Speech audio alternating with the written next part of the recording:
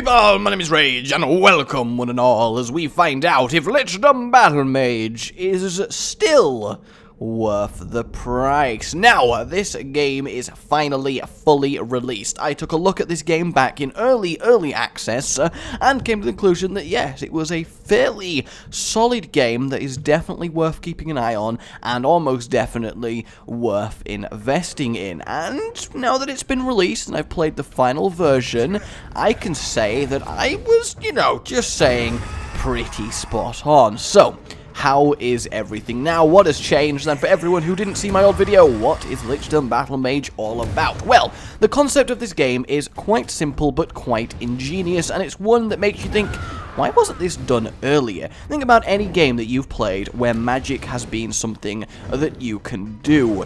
It's always been a super powerful thing, a super fun thing, it's really cool, but it's often not the core, not the focus. It's normally something you can't do often, or it's difficult to achieve, or it's kind of restricted in some way, which doesn't really make sense for magic, which is always this force of unbridled power that should be overpowered, but because it's in games, it has to be balanced, etc. So this game has simply taken the sprinkles that is magic on most games and gone, fuck it, let's just eat a box of sprinkles, because in this game, your entire way of interacting with everything is with badass magic spells across many schools, with loads of ways of using them, with an incredible crafting system, of which that is a component that we just got, a powered lob.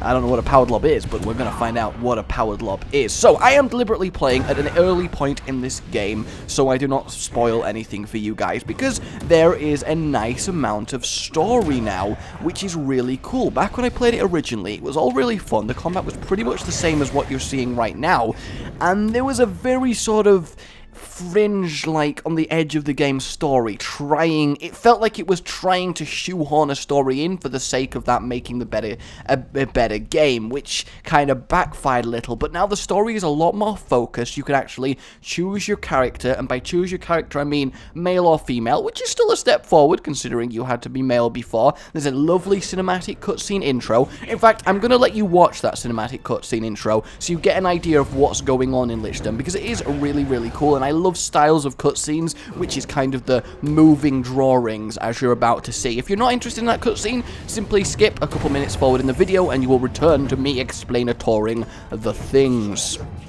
Okay, so now that we return after you watch that, you've got a pretty good idea of what's going on. So that old mage dude that ends up saving you teaches you a load of magic, introduces you as to your quest per se, which is to stop this curse which has been placed on everyone and ultimately kill that Baron dude who straight up murdered your wife. Throughout the game you find these little purple portals which give you snippets of story, as well as finding actual journals on the ground which you can access through this menu. This also lets you look at everything to do with your magic, the type of magics that you can get, and you can really go through all of this and get a lot of information from the game, and it is really cool. And the way these are presented is awesome as well, kind of like half hologram magic things that are really nice to pay attention to, ironically as I talk over the whole thing.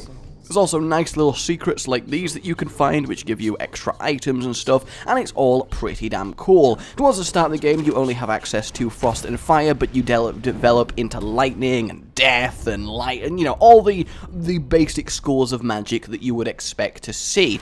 Now, the main thing I should go over right now is the crafting system, because that really makes the combat a little bit more diverse. If I go into my inventory, you can have up to 3 magic schools equipped at a time. Because I'm playing earlier part of the game, so I don't spoil anything, I don't actually have a 3rd school yet, but they all work the same in terms of mechanically how you fire them and use them to your opponents. What changes is obviously the effects and slight mechanical changes, like lightning, a little bit more bouncy, a bit shocky, but an AoE lightning spell is pretty similar to an AoE fire spell, and that's pretty similar to an AoE frost spell. It's just the fire does more damage, the frost freezes. You just gotta learn how each type of magic actually affects stuff. So, crafting.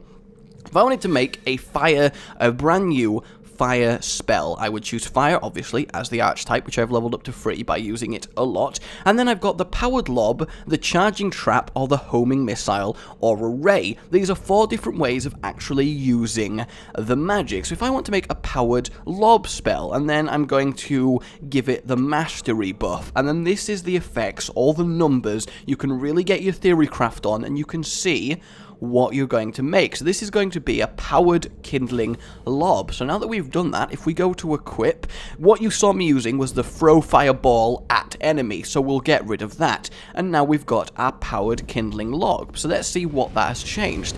We can now see it's much more of like a grenade thing, which then explodes again and fires even more AoE. So how neat is that? And let's just take a moment to really admire the spell effects in this game. If you're going to make a game all about magic, you had best be sure that the spell effects look pretty damn good, and they really, really do. Each time you level up magic, you get one of these, by the way, which lets you upgrade it stat-wise into a specific direction. It's nothing crazy, but again, it's a nice little bit of extra customization. So this lady here is like a Spirit Hawk. Now if you press V, you unlock the Spirit Hawk path, which shows you where to go. So it's a nice little trail of help, which the version I played before didn't have.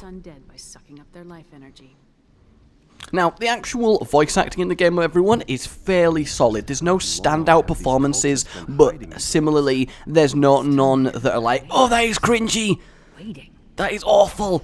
Oh, it's a really bad voice, oh my god, which you do get in some games, in fact some recent games like Risen 3, which had some really cringeworthy voice acting, so I am really impressed with the voices overall. They are all solid and they do their job. Environment wise, this is the first place that you go to, and it really does look quite cool. The caverns, the lowering rocks, the roots, the ruins, it's all a really nice place to be. I mean, if you get really close in, it starts to break a little bit the illusion, but then again, who goes round and stares at textures? It's just not really necessary when you're in a high-action combat game. The environments look nice, aesthetically they're great, they're really well hand-designed, and it's definitely pretty. It won't win any awards, but it is a nice game to look at, and that's what is important to me. So I wonder if I can actually... Boom!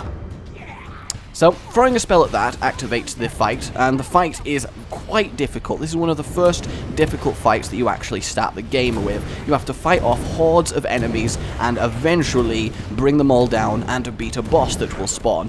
Now, well, the cool thing about the powered lob is that you can spam it a lot faster than the normal attack. However, you can see from the damage numbers that I'm doing, the 112, 112, it's not a lot. So what I'm going to do is very quickly go back to Flame Strike, which was the main deal. Actually, I'll show you Igniting Ray real quick, which is what you use if you get the Ray spell. So it's like a full-on hand flamethrower type deal. It really is really cool to use. Say it's really cool, it's really boiling, because it's fire, heyo! So if we go to Frost for a little bit, we can use one of the Frost AoE spells, which will freeze everyone that gets hit, as you would expect from Frost. So what's really cool is that you can combine Schools of Magic. If I do a Frost spell and then flame everyone, it does a lot more damage because it starts to melt them. However, because my flame spell is the Ray, which isn't that strong, I'm going to go back to Flame Strike, which is actually quite cool. Now, one thing I did say in my original video is that I thought it'd be really neat is if while charging a fire spell like this, you could switch to Frost and then do a Frost Firebolt. So it's not as powerful as a straight fire, it's not as slowing or freezing as a straight Frost, but you can kind of combine the aspects of your spells. Unfortunately, that's not actually in the real game, and I still think that's a little bit disappointed, but it is a minor issue overall. Alright, let's go face this last guy. Spells do have a slight modicum of homing, but only if you're pretty much dead on. They don't home from like nowhere if I fired over there, for example. Now, what you see me doing, constantly like leaping forward, is the blink ability that you have. You can make it so you fire an explosion of your current School of Magic at the end of your blink, or you can just use it as a quick dart away to get out of danger. So let me see if I can't get rid of him with a powerful fire down. There we go. Now, I've taken a little bit too much damage in showing you everything, but another really cool thing that you do have is your final basic ability, which is a shield. Now, it doesn't block all damage, but what it does do is if you time it just right, like so, it fires an explosion of the elemental school you are currently on at the enemies, instead of just blocking a little bit of damage. So it is really quite neat. Mini-boss Vile. Yes, there we go. He now has a name. Boom! Ah, bitch! But yes, what I can say more than anything is that this game is satisfying. Like, the commands of the power that you have in all the different ways of using things, oh, it is good to use. It feels just so, oh, yes, take it! It's just, there's no better way I can describe to you just how exhilaratingly good fun it is to command this kind of magic as your main weapon throughout a game. It's all done really well, the magic system is well thought out, it well interacts with each other, and it really, really is something unique. And honestly, it's almost worth just getting for straight up the magic system in the game, because for the first few hours, it's bloody good fun. So we've brought down a boss fight here, which is the kind of bosses you're going to expect in the game. This is quite a tame boss compared to others that are later on, but still really quite neat. Fight hordes of enemies, fight fly ghosty thing, and lots of loot. Jobs are goodin'. Now, that loot that we did learn was some new stuff we can use crafting. So let's make a new fire spell, because I do prefer fire. Let's try an aimed Nova. That seems like it'd be pretty cool. And then let's go for faster charging, and then we can have a aimed igniting Nova. And now if we equip that, we have now got it on our left click. So let's have a go at aimed igniting Nova. So there we go. It's now a normal boom fire, but the igniting part, you can see it's now leaving a trail of fire on the floor, which will set people on fire, and when it actually makes contact, people will burst into flames. So this is obviously just a definitely better spell than what I previously was using.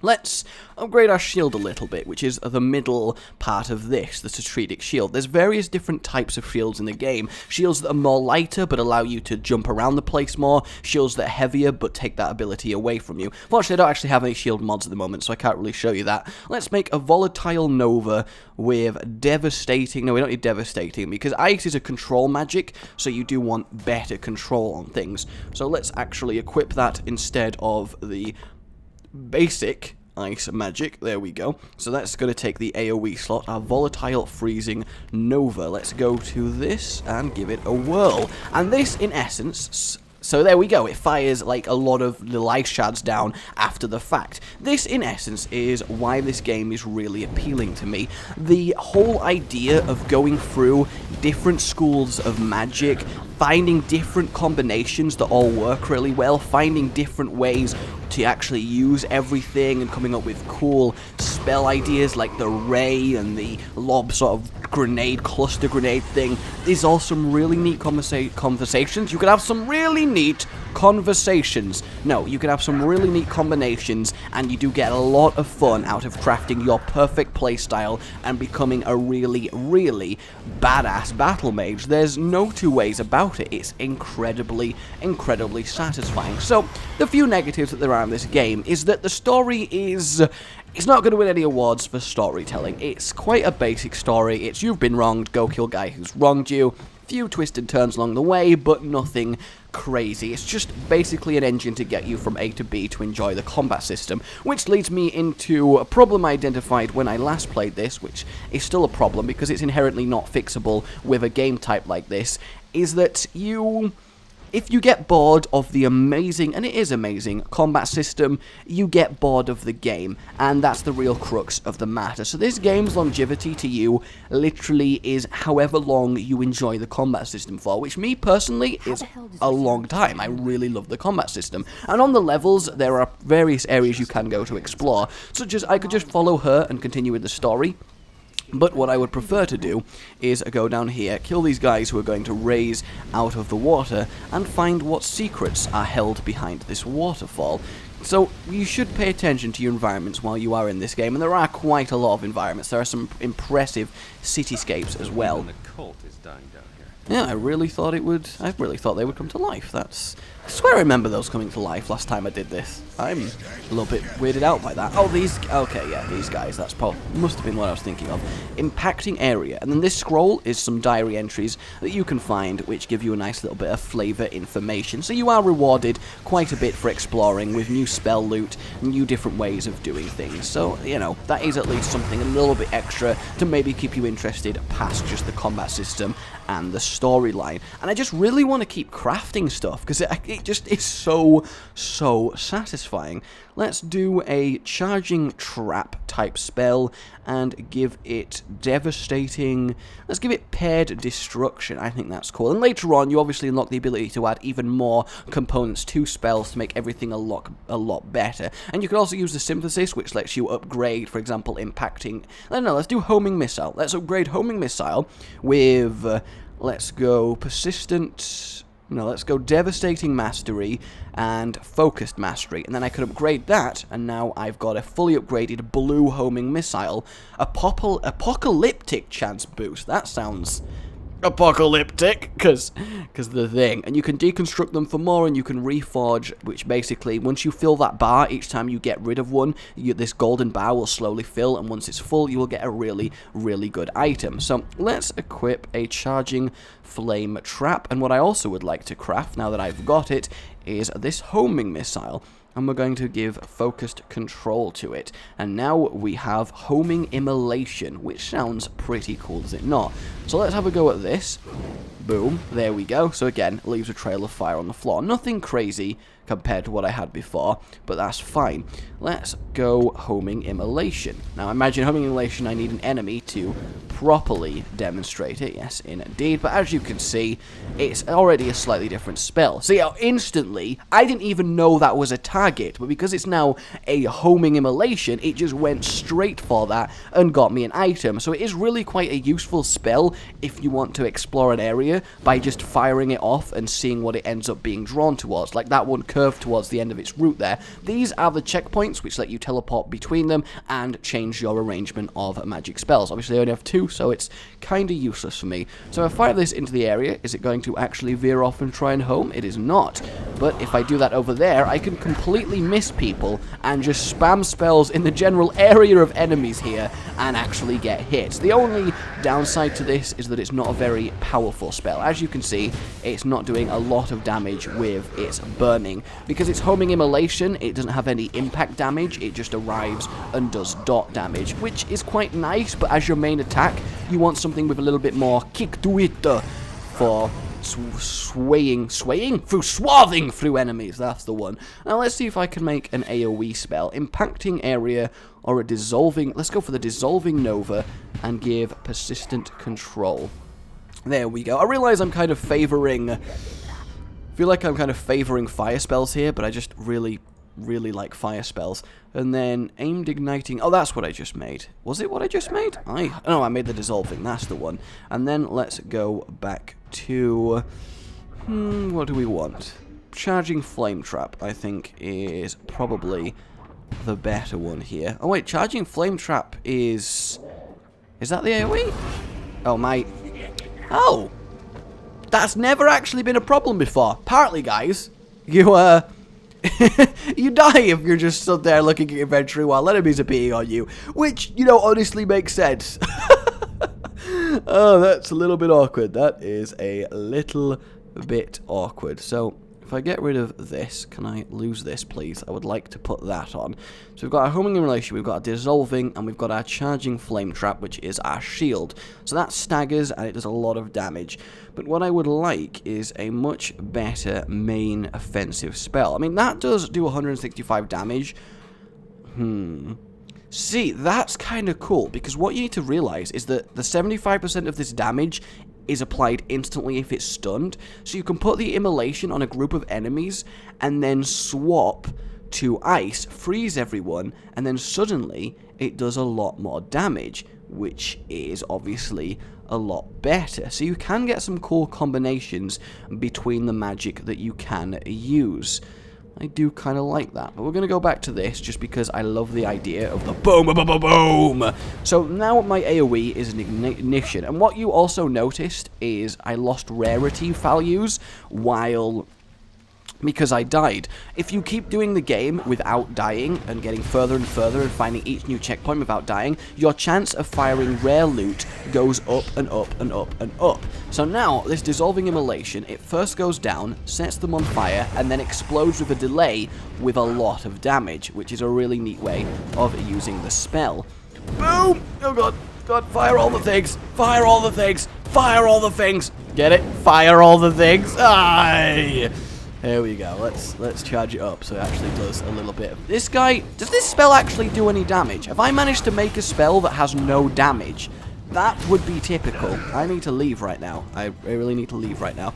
And I am going to go to Frost. I'm not nearly using my shield as much as I should. It's a really powerful thing, and I'm just like, no, I don't need my shield. That's fine. So now my shield is an ignition shield. As you can see, it doesn't do massive amounts of damage, but it does put the dot on. So I got a missile spell there. I really need to make a better main fire spell. I think that makes a lot more sense. Let's put a missile in. I really don't have much. Yeah, so if I put mastery in, it doesn't actually have any damage. So you do actually have to put damage into your spells.